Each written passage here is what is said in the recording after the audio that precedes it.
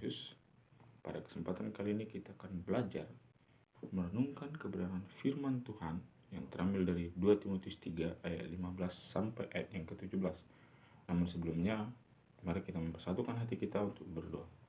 Bapa di sorga, terima kasih atas penyertaan-Mu Tuhan kepada kami sepanjang hidup kami. Dan hari ini kami akan merenungkan kebenaran firman Tuhan. Biarlah kiranya kami dapat memahaminya dan menghidupinya. Kami serahkan semuanya ke dalam tangan-Mu, hanya dalam nama Tuhan Yesus. Haleluya. Amin.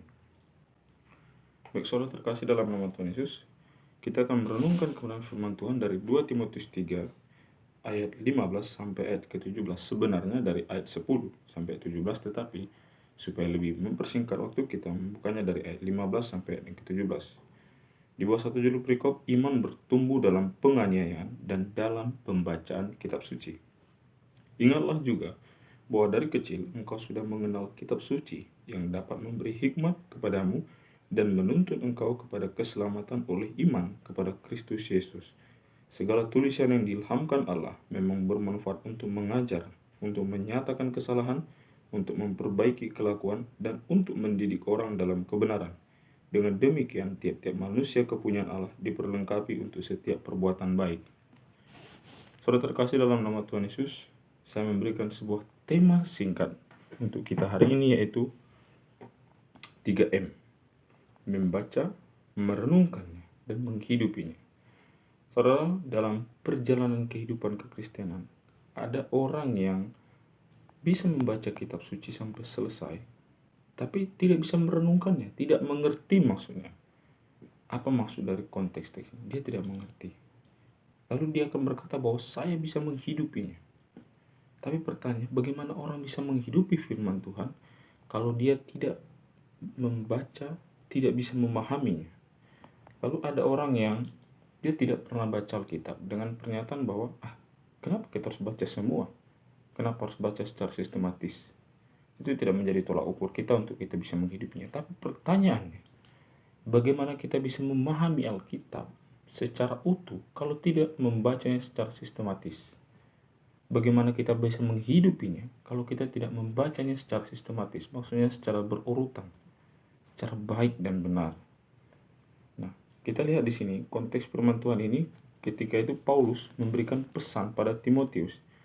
Kita perhatikan di ayat 10 sampai ayat ke-14 itu menjelaskan pola hidup. Tetapi di ayat 15 itu menekankan pembacaan dan pola hidup. Ayat 10 kita baca secara singkat. Tetapi engkau telah mengikut ajaranku, cara hidupku, pendirianku, imanku, kesabaranku, kasihku, dan ketekunanku. Nah, ini cara hidup. Tetapi kita lihat di ayat yang ke-15, ingatlah juga bahwa dari kecil engkau sudah mengenal. Kata mengenal di sini mengindikasikan, menjelaskan bagaimana Timotius membacanya, memahaminya, dan menghidupinya.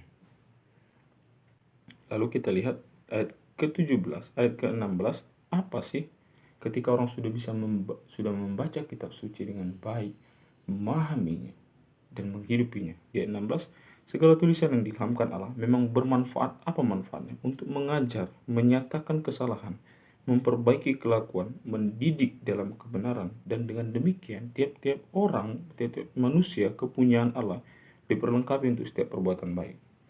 Saudaraku, orang Farisi itu mengerti dengan teliti akan firman Tuhan, tetapi tidak bisa menghidupinya.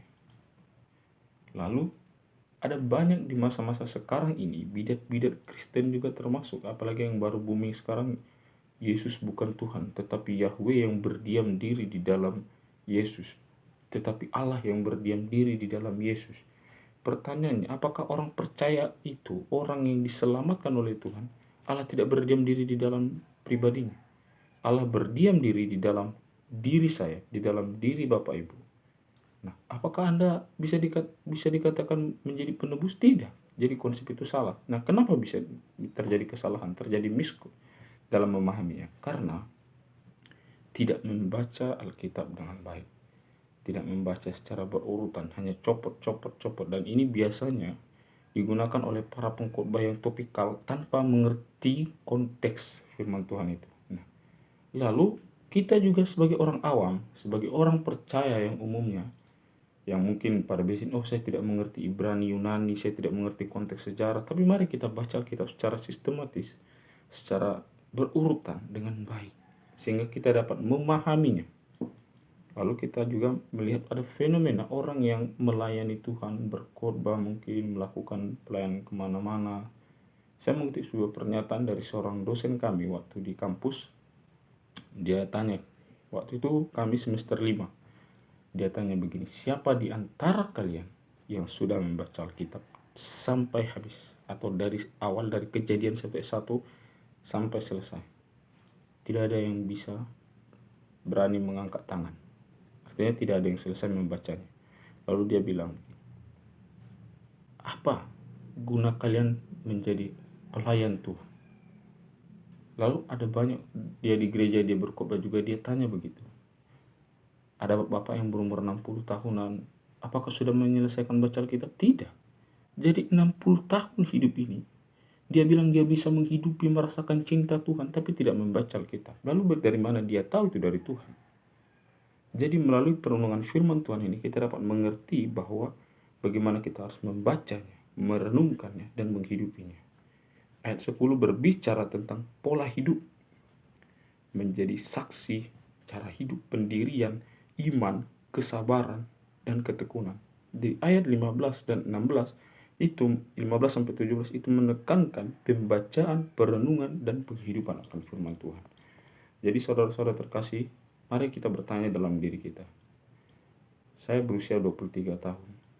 Selama saya hidup 23 tahun, apakah saya bisa mengatakan bahwa saya mendapatkan cinta kasih Tuhan, tapi kalau saya tidak membaca cinta kasih Tuhan itu?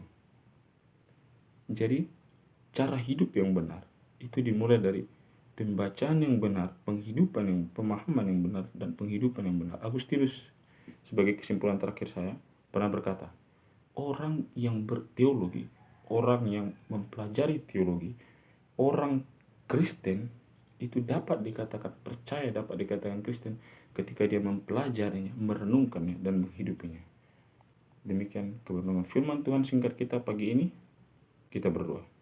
Bapa di surga, terima kasih atas penyertaan-Mu sepanjang hari yang telah kami lalui. Dan biar akhirnya Tuhan melalui kitab Timotius ini, kami dapat mengerti bahwa bagaimana kami dapat membaca Alkitab dengan baik, memahaminya dengan baik, dan menghidupinya dengan baik.